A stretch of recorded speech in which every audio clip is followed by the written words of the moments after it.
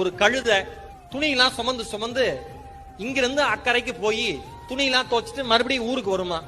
அந்த கழுத ஒரு நாள் தவறுதலா ஒரு பழைய ஒரு தண்ணி இல்லாத கிணத்துக்குள்ள விழுந்துருச்சான். கத்துன்னு கத்திருக்கு. அந்த ஓனர் பார்த்திருக்காரு, இந்த கழுதையை தூக்க முடியாது, வேஸ்ட், சாவடிச்சிடலாம் அப்படின்ட்டு மண்ணை எடுத்து மூடி நம்ம மரியாதையாவது பண்ணுவோம். 10 வருஷம் அந்த கழுது நமக்காக உழைச்சிருக்கு அப்படின்ட்டு அந்த மனுஷன் என்ன பண்ணிருக்கான், அவன் குடும்பத்தோட சேர்ந்து மண்ணை எடுத்து அள்ளி மேல போட்டிருக்கான். அந்த கழுத புத்திசாலி பாருங்க, மேல விழுந்த மண்ணை உதறி உதறி உதறி உதறி உதறி கிணறு மூட மூட மூட மூட அது மேல வந்துருச்சான்.